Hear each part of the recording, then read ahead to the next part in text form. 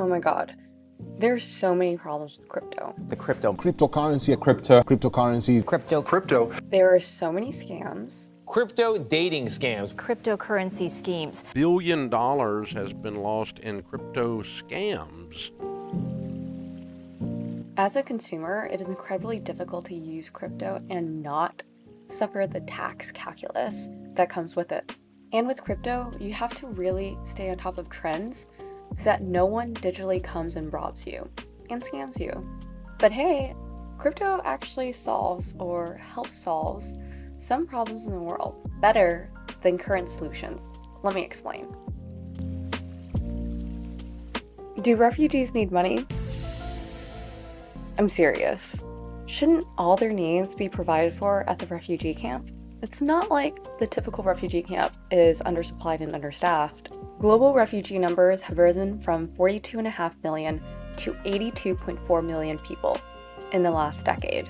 So the unfortunate reality is that refugees can spend years, decades even, living in these camps. They might not have enough food or water and not enough medicine or continued education to teach them skills so that they can successfully integrate back into society. When refugees leave refugee camps, they've fallen behind in literacy, in particular, financial literacy and technological literacy.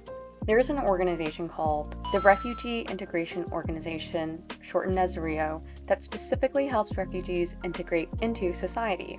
One of their methods is to distribute money to every refugee in refugee camps every day. This is called Unconditional Basic Income, UBI for short. Refugees can save their money so that when they finally do get to leave refugee camps, they have some savings to draw on for emergencies. Having a savings account also provides hope that their future is not too far away. Since the UBI program has been in place, more vendors started offering products like sanitary pads and medicine. So far, over $71,000 has been distributed to over 2,500 refugees. And the money is actually crypto. This innovation takes the Celo cryptocurrency housed on a decentralized anti-poverty system called Impact Market and merged with USSD technology to reach the most vulnerable refugees. You might be wondering, why not just in normal US dollars? Well, because the 71K came from donors who donated in crypto. With crypto, the donors can easily track exactly who their donations go to on the blockchain. Are you an American watching this? Good morning, USA. I got a feeling that it's gonna be a wonderful day. You are unbelievably lucky if you are. We have a stable government, the strongest currency considered the world's reserve currency. We're a business-friendly nation, and we have super cheap credit because of all of the above. We have such a robust and cheap credit system that you're able to buy a scrunchie on a payment plan. Seriously, why is buying a scrunchie on credit possible? Welcome to day 7 of not eating in restaurants for buying clothes in July to get out of credit card debt. This morning, You wish I was different? So do I! You fucking hate me? So do I! That should be illegal. But I guess it's good that we have it. If my house burned down and I got robbed and I had no friends, I could use my credit card or get a small loan from the bank to rent a new place, buy food, and get other essentials. I have access to over $25,000 of credit, and I'm 23. I guess that's normal in America, but in places like Colombia, credit is much harder to access. For example, $100 is almost 500,000 Colombian pesos. When COVID lockdown started in 2020, demand for food delivery shot up. Jorge is a food deliverer in Colombia, and he delivered on a manual bike. The Celo organization launched a pilot to give people like Jorge a $500 loan in crypto worth about 2.5 million Colombian pesos to buy an electric bike. Jorge's income doubled within a month, just like 55 other people in his cohort. Again, why not just provide cash loans? And again, when the loan is delivered, Celo organizers could track where the money was going on the blockchain. If they simply used cash, the money could have been easily withdrawn and the participant could have easily disappeared and committed fraud.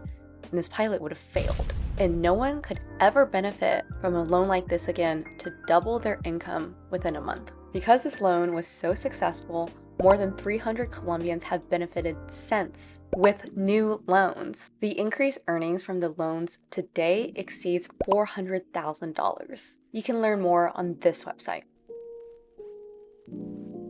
Do you like Twitter or TikTok? Guess how much each of those companies are worth. Yes, I'm gonna give you 3 seconds. TikTok is worth $75 billion. Twitter is worth $38 billion. Okay, there's an industry more than triple their size that you've never heard of. It's the remittance industry. Bro, what is the remembrance industry? Funeral homes? The remittance industry is worth $700 billion. TikTok? Worth only 10% of that. Twitter is only worth 5% of the remittance industry. Remittances is sending money abroad, usually to family or friends.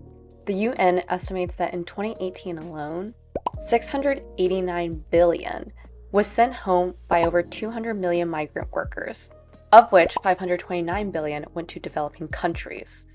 Remittance fees or currency conversion fees usually amount to 7% per transaction, which is $48 billion annually. Again, Twitter is only worth $38 billion.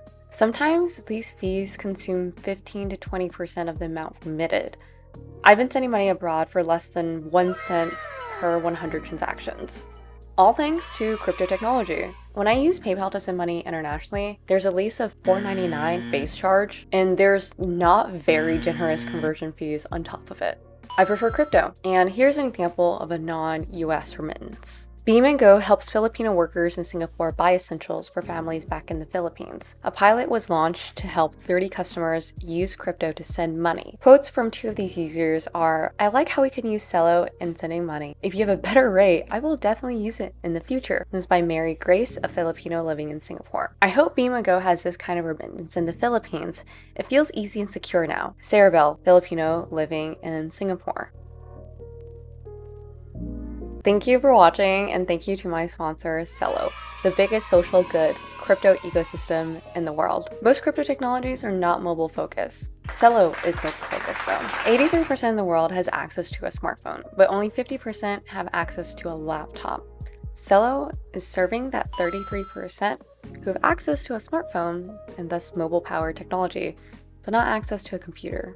Remember, crypto is a technology and it can solve a lot of previously unsolved before problems. We just have to use it for good and regulate it. See you in my next video.